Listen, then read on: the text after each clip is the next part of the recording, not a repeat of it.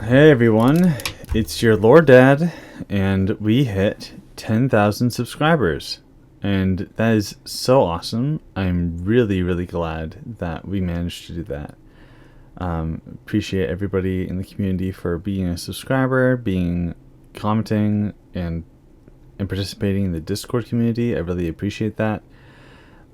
If you have been on the channel before, you know the drill. I'm not going to edit this very closely. I'm going to focus more on answering the questions and hopefully get back to making German October episode 7 really good. So yeah, let's take a look at the questions. How have you been finding balancing work and personal life? Pretty difficult. It's a really complicated balancing act, and the best way that I've described it before is that I have 3 snowballs that I'm trying to nurture. I have my personal growth, my health, my career, and my family, and I want them all to grow. But if I keep pushing it and keep growing one of them, that one's going to eat the other or eat me. So it's a matter of keeping them all at the same balance of size, committing as much as I need to in any of the 3 things to help everything grow and not neglect anything else. Because the kids have gotten older, it's been easier to be with them, but also more complicated. Like, they're more exhausting because you have to really put a lot of focus and energy into making sure that you're making the right parenting decisions while also being an engaged person that is playing with them at all. And it can be a hard balance for that too. But it's really nice to be able to even talk to the kids, because like before you weren't able to do that, especially like in the early months. As a man, you're just sitting there holding this baby who is completely dependent on you, but needs breast milk from mom. And I can't give that, and we weren't bottle feeding, and we weren't pumping, so I would just sit there and just burp the baby. That's basically all I could do. But I'm glad that I have more availability now. So yeah, difficult, hard, please help. But yeah, thanks for the question. What is my favorite alternate history? I actually somehow randomly picked the similar question and just started listening my answer in the 5K AMA. But what I ended up answering was this Crusader Kings 2 game that I played, and I can't do it justice now. You'll have to watch the other video to really understand how cool it was. But what I find interesting about the wording of this question is that it says alternate history story, because you could say my favorite alternate history is Kaiserreich because the scenario is interesting, but the story of Kaiserreich doesn't really work. You could say that the mod is fun, but if you play the mod, there's narrative in it, sure, but it's always reacting to what you, the player, have managed to do. If you win as Germany, you're going to get events that describe how you won, but it's not really a story. I would say that my favorite alternate history story is the New Order, especially the Heydrich path. You would think that it's going to be one of the most grim, dark, horrible things, like even worse than all the stuff that Burgundy is doing. But then it becomes a really involved tale about how somebody realizes the fault in their ideology and then tries desperately to save the world while also slowly realizing that every aspect of the ideology that they had put their heart, mind, and soul into is inherently flawed and destructive to humanity. It's one of the most interesting stories, and I really am amazed at how well and nuanced it was. People complain about the Heydrich path being like a redemption arc for one of the worst villains of history, but there's no redemption for him. He's just trying to do the right thing. It's more like atonement, maybe. There's no redemption for Heydrich. But the thing that really made it special for me when I first played the Heydrich path is that when I finally beat Burgundy and prevented nuclear war, Japan and America ended up at war anyway, and then the nuclear war that destroys the entire civilization ended up happening anyway. So it was just even worse because like what, half of the population of Germany ended up dying in the several civil wars that come before, during, and after Hajduk's reign. So yeah, really dark, but a really good story, and I really appreciate that, and I'm sad that they're removing it, as well as all the other really interesting, cool things that happened with the New Order, but that's a topic for another video. If I'm going to do a TNO video, I'm going to make sure that I do it right, and the time is not now. I really want to finish German October and do a bunch of other small projects for people in the community and stuff like that. Like, it's been a really long time since I made an AOTR2 lore video, and there's so much lore there, it's even hard to pick what episode 4 will be.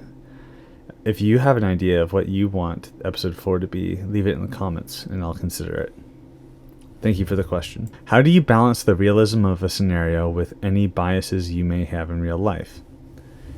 Well, something that's been really good, especially for German October, the crazy thing is that I know so much about communism and I can talk the talk, but I'm not a communist. I don't like communism. Hot take, I know, crazy. But even though I don't like communism, I have to respect the ideology. It's an ideology that millions in the world still follow. It has a lot of nuances. Like, it's not just it's like trying to say that liberalism, conservatism, and all the other isms that have capitalist structures are all just capitalism. There's an equal amount of diversity in left-wing thought, which is really interesting to look into. One of the things that I've been doing with German October is getting Serov's advice. Serov is really knowledgeable about Soviet history, so he's able to explain the ideological differences, and we're able to bounce ideas off of each other and make sure that the scenario is good. That's something that I've always wanted my Discord community to be, and it seems like that culture is established there, which is pretty nice, but I can get more into what I would want to change about the Discord in a bit, because there are some questions that will lead me down that path, I believe. But yeah, I would say collaboration is the key to making sure that you have a second opinion on your project. And it can't just be from somebody who you agree with politically. It would need to be somebody who actually has completely opposite ideas of what the world should be like, but at the same time be somebody who can actually have a conversation like an adult, rather than it just becoming a big political spat where nobody actually helps each other. Thankfully, I have a lot of friends who I disagree with politically in many ways, but we still respect each other as people, so I hope that you can find people like that as well. So thank you for the question. Opinion on Kazakhstan. It's very nice. Any future Project Stressa videos? Well, something that I really wanted to do, I even had this idea for the 1 year anniversary of the movie coming out. I would release a Talons in Twilight pilot episode. Probably won't name it Talons in Twilight because the acronym is quite unfortunate. But the probably Project Talons. I'd probably call it Project Talons. So it'd be like a Project Talons pilot episode, but frankly, even this whole time I've been doing a little bit of research in Cold War stuff. I'm realizing some of the flaws in Stressa's ending. I don't really regret the ending that I picked for Stressa, but I also understand like there's some shortcomings of it. I don't think that I would be able to make an entire series out of it unless like it becomes a really big collaborative project with a bunch of people or something. I don't know. But yeah, I want to do something to honor Project Stressa because it's so important to me. I even get a little teary-eyed when I see the movie's trailer because of how hard that project was and how well the trailer turned out and how well the movie had performed, and now we're here. So yeah, it's a big deal to me. And I'm glad that people are still interested in seeing what Project Stressa's future would be and are still engaging with the content. So thank you very much for the question. Is there a question I would never want to answer? Just because you don't want to answer it, not because it would take too long to answer. No. That limits my ability to respond to this question. I think the wording of too long to answer implies that it would be like too complicated to even try to get into, so it's not worth it. But there are a lot of premises, like I even had one of these get questioned. Series with Ireland as a major player, first President Jonathan Swift, and how did a united Japan around the year 1000 change how events transpire? And then there's another third one here. Hold on. How to rework the map / universe of Code Geass. These questions, they are like not like terrible, but the problem with them, the first two, is like, okay, you've already dictated the way that the series is going to end, or the video is going to end. Make a timeline where Ireland is a superpower. I could do that, and I could go into very in-depth why, but using my usual method, I wouldn't be able to actually do that. But I can go into more detail probably in other videos, or you'll understand what I mean if you watch them enough.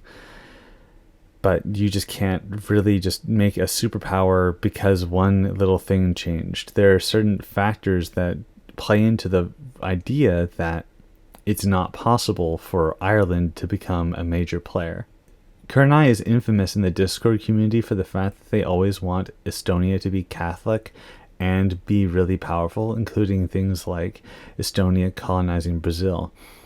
But the problem is that the Estonia that Kernai likes exists as Estonia because of the history that had happened surrounding it and victimized by all of its neighbors. The culture and all these things wouldn't really apply. If you played a Crusader Kings game, you played Estonia, and you developed whatever the capital of Estonia is really hard, yeah, you could make a little kingdom of Estonia that's only a little duchy, and then, like, when you convert it over to EU4, wait until you have colonization range to go to Brazil, but by then, like, everyone else is going to colonize for you. So then you basically just need to conquer all of Scandinavia and Iceland and maybe in the British Isles for good measure just to have enough colonial range. And then is the Estonia that you're really talking about, the Estonia that you love?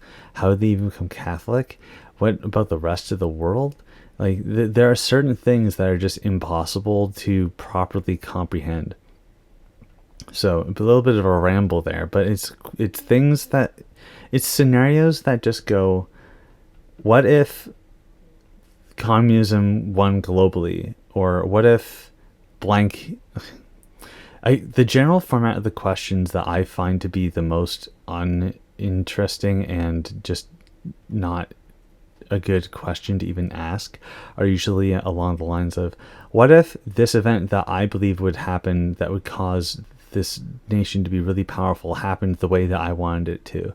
Like, it already is based off of a misconception about what exactly that event would have had, or if it's just dictating like Ireland's superpower.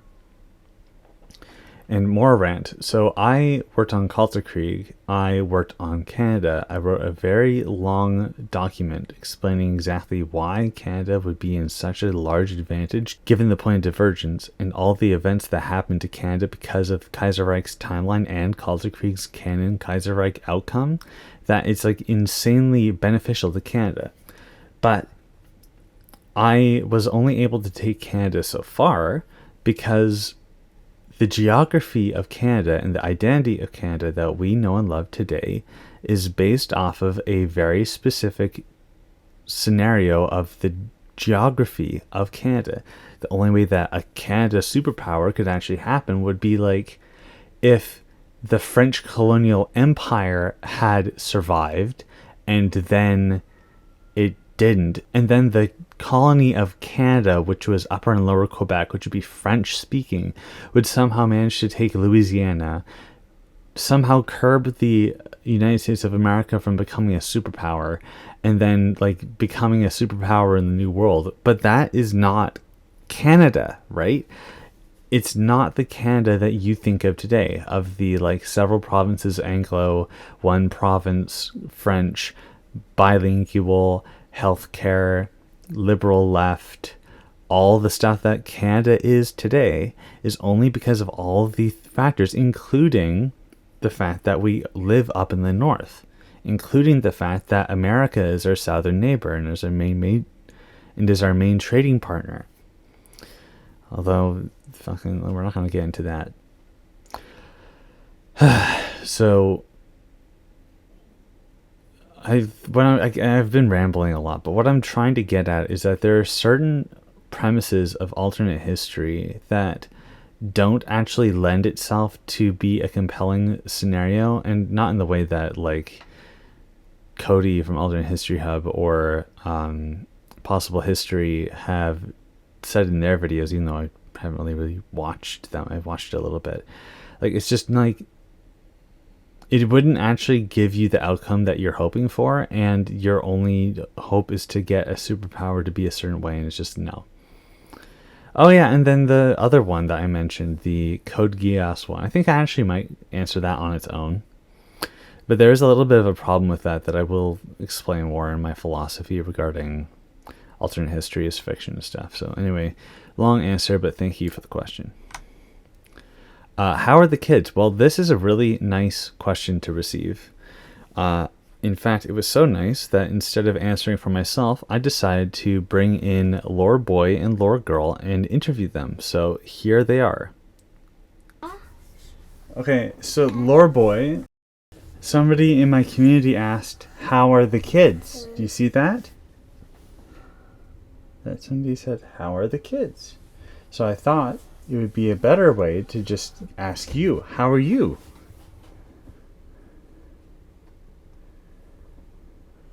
Yes.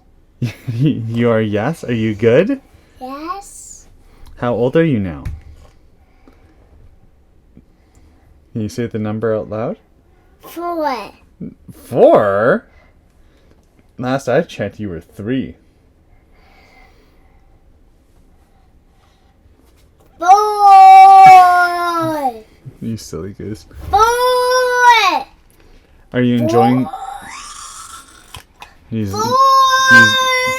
He's looking at the audio feedback and enjoying looking at it shoot up. Are you enjoying school? Yes. That's good. You have friends at school? Yes, I do. You're learning how to write your name and stuff, right? Yeah. Yeah. Did you know that Lore Dad has 10,000 subscribers now? Look, it's drawing a circle. Yeah. Look, I'm drawing in it. You're drawing in the circle. That's cool. Lore Boy, he leaves me notes on my wall. And they used to just be scribbles, but now his name is on there too. Do you have anything that you'd like to share with the viewers, Lore Boy? Toys? You want to share your toys with the viewers? Yeah. There's 10,000 subscribers. Do you have enough toys to share with everyone? I does. Wow, that's a lot of toys then. I do. That's good. Look at I. Yeah, that's nice. I like the note you made. You want to put it up on the wall? No, not yet. And it's not done yet? Well, Lore Boy, maybe one day you'll be featured in a video. Would you like that?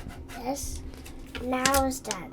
It's done now? Okay, great. You put it on the wall and then say bye-bye to the community. Bye-bye. You say it again closer to the microphone? Bye-bye, community. Do you want to say please subscribe? Please subscribe. Yeah, that's good. Okay. You want to go now? Yeah. Okay, bye-bye. Daddy, Yes? that's mine, and that's mine. Yeah, that's right. And that's mine, and that's mine. All those are yours. That's correct. But that was very up to the seal name. Yeah, there's a bigger painting or like a big post-it note that we drew on a long time ago, and I put it in my office here. Yeah. Yeah. Bye-bye. Bye-bye, Dad. Bye-bye. Could you let Lore Cat number 1 out of wherever she's trapped?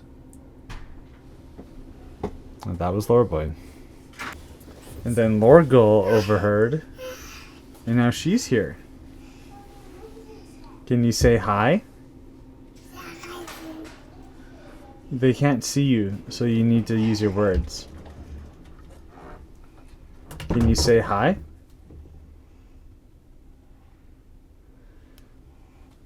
Use your voice. Hi. Uh-oh. Don't touch the keyboard. No, they're fighting a little cough right now. So I guess in that way they're not all good, but they are doing well. I want eye.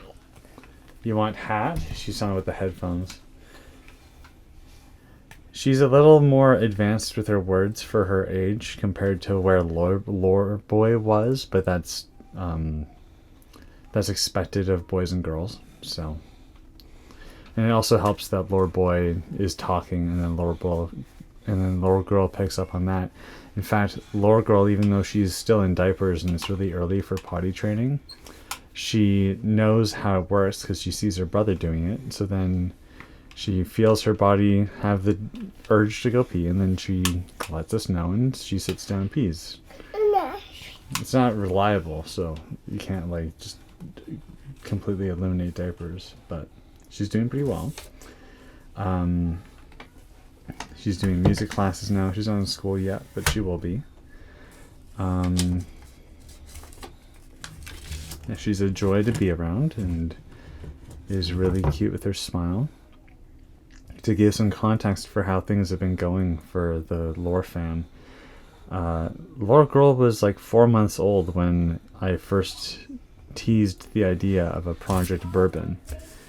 So that was a long time ago. That's even before Bourbon started. That was mid-Stressa, early in the channel. So yeah, the channel has grown, and so have the kids. Oh, now she's making her own note. That's nice. Do you have anything that you want to say to the community, Lore Girl? You want to draw a bunny? What is this? Hi. He said hi. What was this? It's a potato. It's a cow. What did cows say?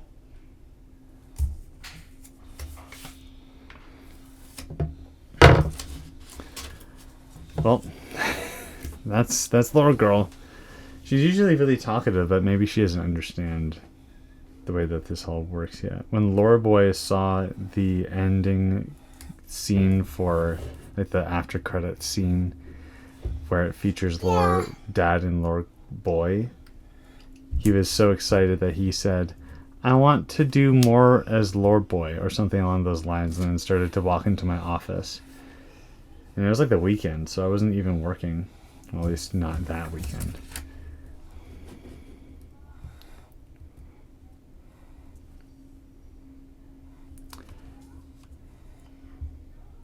You gonna say something? The bunny. Bunny? It's a bunny? Oh, I can see the bunny in the thing that you're drawing. That's cute. Ziwawa? She's pointing to my decaf coffee and calling it water. She calls any liquid water.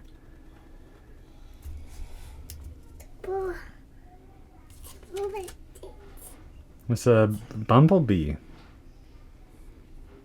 Helping me. Bumblebee. Helping me. Wawa. Do you want to go see Lore Mom now? Lore Mommy? You waving bye-bye? Bye-bye. Bye-bye. Can you blow a kiss? Mwah. Aw, that's really sweet. Can you leave the pen here? I'll give you the cow in exchange. Take the cow and I'll take the pen.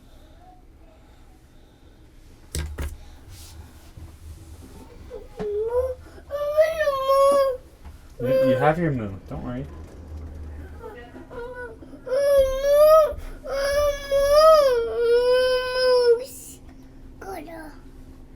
You say bye-bye, little girl? Bye-bye. And go. Please? I got to go. I gotta go work. Go, me.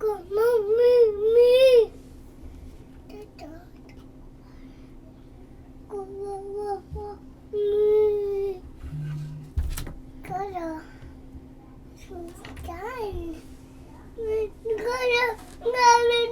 I'm gonna hang this up now. Yeah, I was editing German October episode 7, and then Lore Boy was hanging around, and I thought, hey, why don't you come in the office and answer this question for me? And then Lore Girl wanted to copy. So that was that, and I hope you enjoyed that because it was really nice bringing them into the office. I always try to bring them into the office when they ask to, and I can actually provide that for them because I don't want them to ever feel like I am like ignoring them for the sake of my work. And it helps get them engaged in the work and then believe that it's work because they'll see how it's working, not just like leaving and playing something on my own or just neglecting them and don't care about them. I have something that I'm making. So yeah, the kids are doing well. Me and Lore Mom are both really proud of them and grateful to be their parents in this amazing part of their lives. And yeah, thank you for being interested. Do I like Italian or Mexican food more? Now, I used to like Italian food a lot, but then I realized that I shouldn't be eating gluten due to, like, I don't know, genetic reasons. And I just ended up liking Mexican food a lot more. Like, Mexican food is so good. I know that Tex-Mex is a little bit of like American-Mexican combination, but when I was on keto, it's a diet where you have to eat fat and no sugar and no carbs or low carbs. There was this Tex-Mex casserole recipe that was on the internet, and I like lived off of that. I made like double the amount and I froze half of it to have later, and yeah, it was really good. So I really like Mexican food. Thanks for the question. If I were a cheese, what cheese would I be? Now, this is a spicy themed question, but not from Spicy, so I'll allow it. I don't know if paneer counts as cheese, but I'd probably pick paneer because of the high protein value and the fact that it goes well with Indian food, which I'm also a really big fan of. If paneer doesn't count, I don't know, marbled cheese. It's a nice, like, easy to consume, not too high in flavor and nutritious food to eat. So yeah, those are my answers. Thanks, Gugs.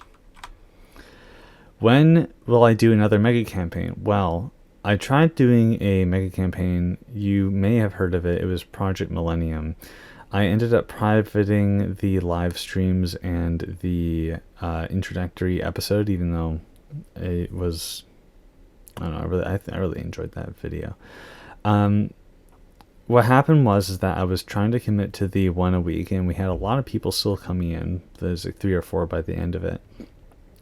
But the game kept lagging out, and I couldn't host and stream anymore because of how, just several reasons why it just wasn't working out.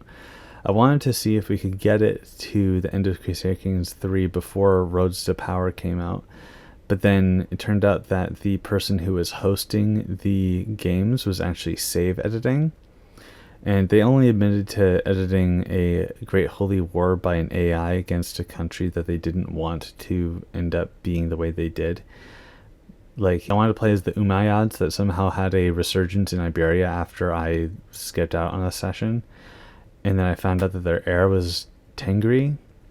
And then I changed it away, and then the next session ends, and then there's another Tengri Holy War. If you're wondering why there's Tengri in Iberia, don't worry about it. The Mongols went really hard, and that was my fault.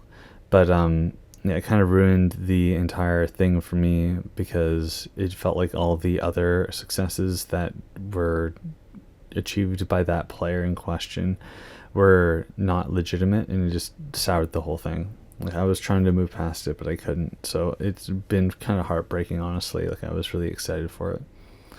I almost wish that I waited until Roads to Power came out before I started it, because there was an entire plot line where the K-Knights had spawned in Great Moravia, and I wanted it to be where, like, the K-Knights managed to go to Iran and try to set up a place there. That would have been perfect, and it would have been completely in-game rules if we had Roads to Power. If I had just lost my title, I could have continued playing as a deposed king, leave, and then move to Iran.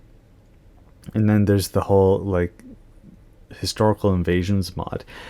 The Crusader Kings developers saw that mod and then redesigned it so that it's a gameplay mechanic you can play with. You can become a great conqueror. There's scripted events for Genghis Khan to become a great conqueror. There's start dates where great conquerors exist, like the Ayyubids. There's this amazing factor of the Crusader Kings game, and it makes me want to try Project Millennium again, but I don't have as much of a audience in the Paradox community that I would have hoped for to be able to do that. I didn't have people that I could rely on to be active enough for it to matter, and all these other things that just don't make it work. What I do think I want to do is potentially, and this is a big maybe, get the time travel campaign, bring that into EU4 potentially. In fact, it's the footage that you're seeing play in the background right now. It was one of the more successful time lapses of the second campaign. Lord Boy led Iraq. And by the way, the reason why it's called as Iraq is because us exiled Westerners would just call that region Iraq because that's how we know it. Not necessarily that the Iraqi identity even existed at that point in history, but we just call it Iraq and it would become Iraq. So I thought that was interesting. But anyway, I could probably do that, or I could do this other idea for a campaign where it's like building tall in Tibet and then going full Warhammer 40k Empire of Man, which, by the way, the capital of the Empire of Man is in Tibet. So yeah, I thought that might be interesting too. Making the most desolate region of the world the highest development area with a large empire that has ambitions to conquer the world. It could be an interesting concept for a mega campaign. Maybe I'll bring it up with the rest of the community, not just in this second channel video. So yeah, whatever ideas you have for a mega campaign, let me know, because it's one of the most interesting aspects of the Paradox community, and I really want to give my own take on it. I've always wanted to do one. So yeah, thank you for the question. Solo asked a politically hot topic question, so instead had to ask Greece or Turkey. Well, Turkey is a lot more nutritious than Greece. Greasy foods like French fries and hamburgers. Like, hamburgers have their own health benefits, like the fact that there's high fat if you're doing a keto diet, but Greece in general is just not really great. So like the obvious answer is Turkey. Have I ever thought about entering politics as a career? This is a really interesting question, and I have a really hard time answering it because I really like politics. I like talking about politics. I wouldn't want it to be my job. I wouldn't want to be a public figure that could be ridiculed for being on the wrong side of history. I wouldn't want to be a cog in a bigger machine. I would want to be able to make a difference, and I can do all those things and be creative by using this YouTube channel instead. It's not to say that I'm pushing political agendas, but my ability to express myself on the internet about political ideas without necessarily invoking and being aggressive about politics is a pretty interesting way to get people's ideas going about political ideas and not make it a controversial, if you believe this or don't, I hate you sort of situation. So I don't know. I'd rather just be a YouTuber, man. I wouldn't want to be like a political YouTuber, at least not yet. It seems like there's a really big highway of alternate history YouTube to political YouTube, so maybe one day I'll end up completely abandoning the alternate history aspect of my channel and then just ended up going full schizo mode, posting a mental breakdown online. If you understand that reference, then you understand that reference. But that is not my current goal or ambitions for my channel or my career. So anyway, thank you for the question. It's actually a really interesting one. What Dead Hearts of Iron 4 or Paradox game mod would I like to see revived the most? So Hearts of Iron 4, the ones that I tried to make on my own and then realized I didn't have any modding skills or time and then abandoned. I want those to be revived. You're not going to know what they are. Maybe I'll reveal one of them later. No, I'll tell you. So there was mods that I tried to develop, like a Fuhrreich Cold War and a America business plot mod. Both are pretty interesting scenarios that I was really passionate about, but just didn't end up working out. Interestingly enough, I won't spoil that. You'll understand later when you're watching this a couple months from now. If you picked up on the video, you'll understand. I'm just not going to say anything more. But that's not really a serious answer. I'm not really sure about Dead Hearts of Iron 4 mods. I've become so jaded in the way that I see Hearts of Iron 4 mods that I'm not really excited for any of them. Like, there are some that have promise, but like, I understand the meta of the game. You make a teaser and then you get people's Discord reactions and that's it. So then, like, the only ones that are worthwhile or good are the ones that actually released. And then if they released, they're not necessarily dead. So it's not really an answer I can give. I wouldn't want to say Aftershocks is dead. It's not. It's just developing slowly. But I do want to see Aftershocks succeed, like, the most. And technically it is a dead mod being revived too, if you count Aftershocks of the Revolutions 1 being the first version of the mod, and then the revival being Aftershocks 2. So I guess that's my answer, but it's not dead, I promise. But when it comes to Paradox game mods, if After the End didn't exist, I would say After the End, but it does. So I'm really glad that After the End exists. And then there's Third Odyssey. It was an EU4 mod. I don't know if it's been updated to the latest version, but it is so awesome. It doesn't make any goddamn sense. The entire Byzantine Empire remnants just decide to Hail Mary, get on a big ass fleet of boats, sail over to the New World, and then settle right in where the capital of the United States of America is, just coincidentally. And then it's like, oh, well, are we Hellen? You can go Hellenic, you can be Orthodox. There's this like storyline where one of the ships goes off course and ends up in is it Bermuda? It's that island off the coast of America.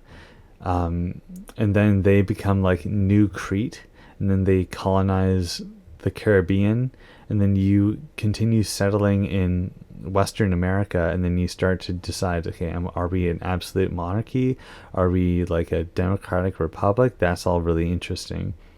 But then there's this other aspect where there's this like relative of the Basileus. He's like, oh, dude, I want to be Spartan. And they're like, okay, wacko. But then they go to Mesoamerica. They give you a lot of advantages to being able to conquer the entirety of IRL Mexico.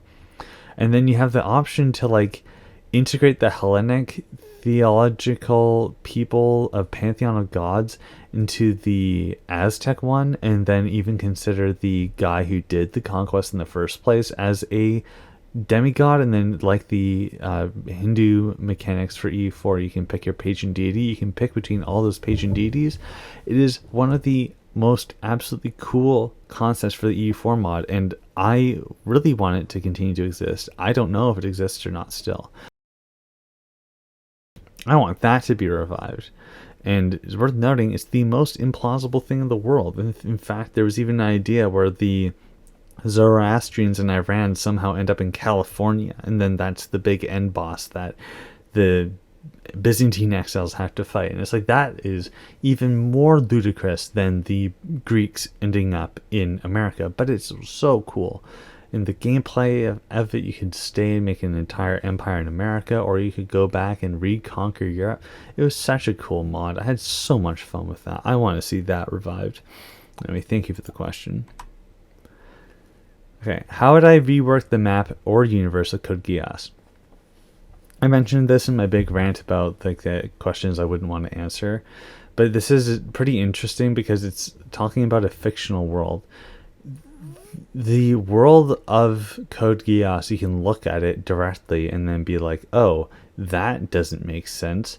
That doesn't blah, blah, blah. Like, I would have it like this. But the problem is that the entire point of the world of Code Geass is just to suit a narrative about a noble scorned who uses his wits and the power of magic to try to overthrow a imperialistic empire that demeans any citizenry that aren't the Britannians to be just numbers. Like, Area 11 is the place they renamed Japan to. and they call any Japanese person 11s. It's like the most demeaning thing, but like that's all the world building you really need for the story, and you can enjoy the story a lot more than you can enjoy the map. So it's like, yeah, maybe I would have the lore for exactly why the Britannians ended up exiled in America and whatever, and caused all of that. But like, dude, there's mechs. They dropped a bunch of mechs in Japan. It's like allegories for the nukes because they're experimental weapons, and it's just a story. Like, you respect the story for what it is. Don't try to, like, I don't feel like it's productive to scrutinize the decision making of the writers for the direction of the world if the world doesn't matter. Now, I haven't played the Trails series. My wife actually played a lot more of it than I did. But from what I understand, the entire world of that series is really important. There's several different nations, and they all have similar reactions to a like event that occurs in one place. I don't know, like one nation declares war on the other. I have no idea what happens. But what I have heard is that that world is so coherent and consistent that some concept that a guy made 10, 20 years ago, however long it's been since the first Trails came out, has been able to be set up and then just built on top of, and then like newspaper articles reference things that happen in other games. Like Liberal, I think, is the nation that you played the first game in, but the Empire North is of use where the Trails of Cold Steel games are, and that's an entire other faction and their take on the event, whatever it is. Like, I'm giving the most spoiler-free retelling because I barely remember it. That is a really good example of using world building in order to establish an interesting scenario. But the thing is, that is the only circumstance in which I would feel like it's worthwhile scrutinizing the lore of a scenario, where it's actually very important to the plot. People can go really in depth of the lore of everything and then get immersed in it and then be able to talk about it. So, oh, there's a plot hole here. Fair enough. That's great. Game of Thrones, same thing. All these other lore bits you can use and reference, and those are worth scrutinizing because it's important to the plot. But Code Geass, I only really recognize the first and second seasons as valid. You barely know what's happening anywhere else in the world, and it doesn't matter. So why scrutinize?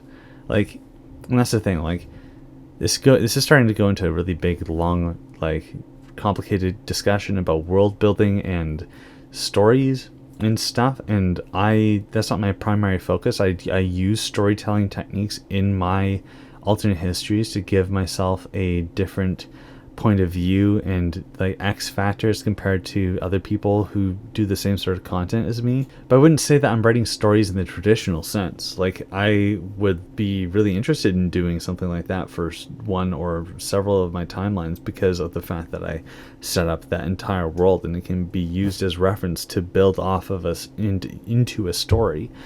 But yeah, if you are asking these sort of questions because you want to make a world and then make a story in that world, I think it might be more important for you to focus on the story rather than the world, if that makes sense. Like, if you're making a D&D campaign, go all out with the world. I don't care.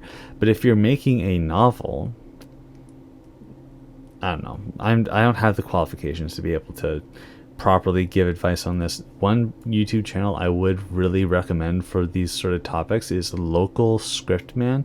He's a script writer and consultant who makes really informative video essays that have really helped me in my creative journey, and he just uploaded a really big mega video, 1.5 hours, where he goes into everything that you could possibly need to know about his methodology and how he would approach a story. I really recommend it. It's a really good watch. So anyway, thank you for the question, Karna. What inspired me for each of my projects? Was there just one thing or many things? Well, the interesting thing is that while Bourbon came out after Stressa and before German October and Project Stressa were two answers to the same question. What if the Stressa front was formed?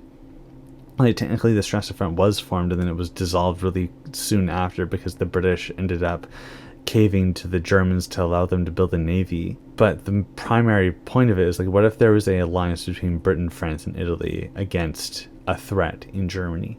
So I thought, okay, well, Germany needs to be a threat. Okay, first idea, they get Austria in 1919. But then it's like, okay, well, France and Italy might be buddy-buddy. France might end up adopting fashion. Britain wouldn't. Britain would probably want the status quo to be kept. They wouldn't like Germany being super powerful, but they wouldn't want the entire world order to be disrupted by the Italians and French, and then just have a big divided Germany and the Soviets just get a blank check to subjugate everywhere. Like, they would align with Germany, and then so that didn't really work the way I wanted it to, but it was still interesting. I was like, okay, well, maybe I can make a couple episodes out of this and then move on to something else.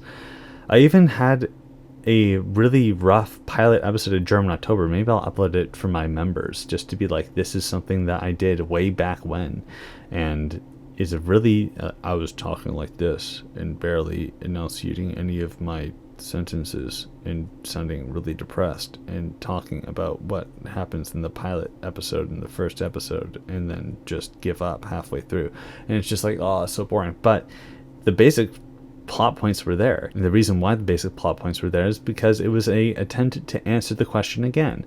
Okay, if Germany just being big isn't enough to cause France and Britain to abandon their ideology in favor of doing a bigger thing, what would? Okay, communist Germany, yeah, fair enough. Okay, so the French and British would have communist movements in their own areas, and they'd be like, oh, I don't like that. Okay, but the problem is like, how are they going to become communist? You could just be like, oh, the Spartacist revolution succeeded. Oh, boring. Okay, well, if the Spartacist revolution succeeded, it's not likely that it would be Germany as Germany. It would probably be subsumed into Lenin's Soviet Union, given the track record that they had.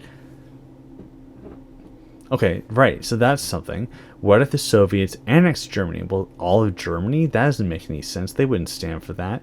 Okay, well then what sort of circumstance would have led to them even being close to Germany? Okay, research. Oh, what's this operation called German October?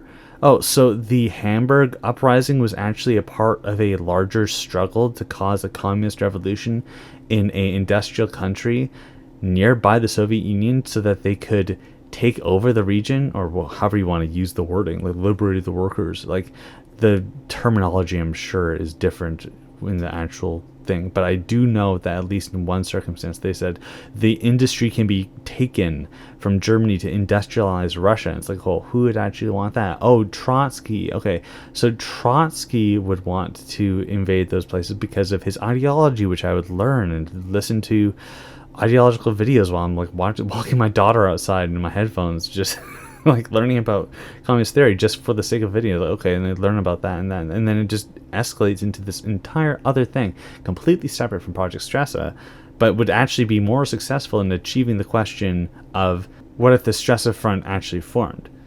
But because of how far back I had to go back in history, the single point divergence, to get to the outcome that I desired, it was no longer the Stresa Front forms. It was a Trotsky becomes leader of the Soviet Union because he takes over northern Germany, because Hans von Seat decides to destroy Poland with the help of the Soviet Union, which is a bad idea because the Soviet Union would just annex as much of Germany as they could after the Hamburg uprising is successful. So it became a completely different project, and the identity of it is so distinct from Project Stresa that it's not related. But those two were answers to the same question. Project Bourbon, it was more of a like, oh, the Napoleon movie's coming. Oh, that's not true. Like, I was motivated to make the pilot episode of Project Bourbon because I knew the Napoleon movie was coming out and I wanted the channel to grow. But I still had this idea of like, oh, well, what if the French and Spanish crowns united? Okay, well, it doesn't mean that Napoleon isn't going to become emperor of France. Like, well, why not? And I explained this all in the Bourbon pilot, but that was a separate occasion. And then Project Germania, which I will eventually get to. It was more like, okay, if I'm going to do an Axis victory scenario, I want to do it right. And that involves using my methodology while still adhering to the basic core concept of the thing. So it's a weird mix of like my process and it's not my process, but it's a pretty interesting scenario regardless. So yeah, they have different points of inspiration, but Project Stressa and German October had similar ideas. So yeah, thank you for listening to that. And thanks for the question. Favorite flag in a video? Oh, that's a good question. I want to look at them. Echoes 9, you used to be in my community and now you're not, and I'm sad because I really liked your flags. So these are the fan flags. Okay, the guy who did the flags beforehand, I can't remember his name, Francis the Doomer. He made really good maps, but he was a really controversial figure. It just wasn't nice, so I had to remove him from the community. I really like the... Is this the 5... Yeah, the Bourbon Empire by Echoes 9 is probably one of my favorites. What else is there? The Simplicity of the Iberian Republic one is really good too. The Midze Morze flag by Yellow is really good. I really like the Napoleonic Europe one too, even if it's kind of on the simpler side. The Roman Empire 2.0, where it's like referencing the Greek and Italian outcomes, was really fun too. Even if the Caesarite developers didn't end up going with the diarchy idea that I had, it's still one of my favorite flags. So yeah, thanks for the question. Good one. Have I ever played any first-person shooters, and if so, what was your favorite? I have played first-person shooters. I was raised on an Xbox 360. Okay, well, I wasn't raised on an Xbox 360. I actually ended up playing a lot of MMORPGs, like Korean ones, like MapleStory and Mapinogi. But when it comes to first-person shooters, the one that I was most attached to was Halo 3. Really enjoyed that one. I loved it. Like, I played it all the time. I really loved Reach and all these other games. I played a lot of Overwatch, and it has a really sentimental place in my heart because I was playing Overwatch a lot with my wife, who was my girlfriend at the time, so we played a lot of that together, so that has a lot of sentimental value to me. First person shooters, I remember Call of Duty Black Ops being fun, but yeah, I would probably say Overwatch 1. Like, Blizzard has gone so downhill. I'm sure that the game isn't good anymore, whatever. Anyway, that's the point. Is the question has been answered. I don't really like first-person shooters. I don't play them anymore, but Halo 3 is probably my favorite. Thanks for asking. Militarize the Rhineland or oppose Hitler? Well, oppose Hitler gives you a civil war, and that cuts your army in half. So, militarize the Rhineland. Really, if I was in Germany in that time, I would be taking the opposed Hitler focus. But when it comes to when I play Hearts of Iron, I just go for militarize the Rhineland usually. I don't really play alternate paths in general, and probably not for Germany, because like, you're gonna play Germany, like, play it the way that history had, and it, I don't know, it just makes a more interesting game. So yeah, militarize the Rhineland for gameplay, but in real life oppose Hitler. Always oppose Hitler. Project Stressa or Project Bourbon? Gug's breaking the one question rule, but the questions are good, so I'll keep it. Project Stressa for sure. There's just something really special about Project Stressa. I like the time period more. Project Bourbon was a lot more experimental, and it kind of was wanky, but the problem was that the entire premise was wanky. Like, Napoleon wins every conflict he's in, so he wins, period. So it wasn't as engaging, but I did like how it ended up, like the world and how dynamic it was. So Project Bourbon has its strengths, but I prefer Project Stressa. Thanks for asking. English or Spanish? English. I like English more, and I'm not going to elaborate because Guggs has asked too many questions. Potato or potato, tomato or tomato? I'm sure he means potato or potato, tomato or tomato. But I naturally said potato and tomato, so that's the answer, I suppose. Now tell me, if you were to live in any of the timelines that you spoke of or written about, what would it be and why? Personally, I'd choose German October as a Canadian. If I've spoke about it, I'd want to live in Culture Key's Canada because of how powerful Canada is given the circumstances. But if it has to be one of the ones that I wrote, it would need to be German October, because if I'm a Canadian and I'm in German October's timeline, Canada has the largest success of existing as a democratic state as compared to Project Stressa, where it's just destroyed. And then Bourbon, it's like I wouldn't even be Anglo, I'd be Spanish. So like it just would be a completely different world. And I'm not anti-Spanish, but like if I wanted to be myself in the body that I am in the world that I'm living in, this very specific circumstance of the meme of me and my soul, or whatever you want to call it, I would want it to be in a world where Canada was more prosperous if I had to choose. So I hope that answers the question. Napoleon's Legacy mod or Talons and Twilight mod? So this is a really interesting question. So this is why Gugs gets so many questions. I take notes for the 20k QMA, I guess, but Napoleon's Legacy mod is actually a lot more compelling to me. And the reason why is that I kind of tried designing Napoleon's Legacy to be a Victoria 3 mod premise. I didn't like invoke somebody make a mod out of this thing because I don't really like Victoria 3. And I don't know, it's a lot of work to mod Victoria 2, and I wasn't too proud of the scenario, but it would take a lot less work to make a Napoleon Legacy mod more enjoyable than a Talons and Twilight mod, because there's no Cold War mod there's no Paradox Cold War game. There's only Hearts of Iron 4. So then you'd take Hearts of Iron 4's framework, but Hearts of Iron 4 is designed for a World War II fight. So is a Talons and Twilight mod going to be a Thousand Week Reich styled take, where it's soon after the war ended? There's a conflict that happens between the major powers and it's focused on war but with more advanced weaponry. That would be interesting. Maybe I'd be interested in that. But if it's a TNO style grim dark whatever of Talons and Twilight, no, definitely not. There's a lot of problems with making Cold War mods in Hearts of Iron 4. It's easier now that the game has evolved and more advanced technology can be researched and adopted and stuff. So I'm going to talk about this in a video soon, actually. But if you're taking that approach, no. But if you're taking the Thousand Week Reich approach, yes. But I also think Napoleon's Legacy mod would be good. So it depends on the style of mod being created, I suppose. I hope that answers your question.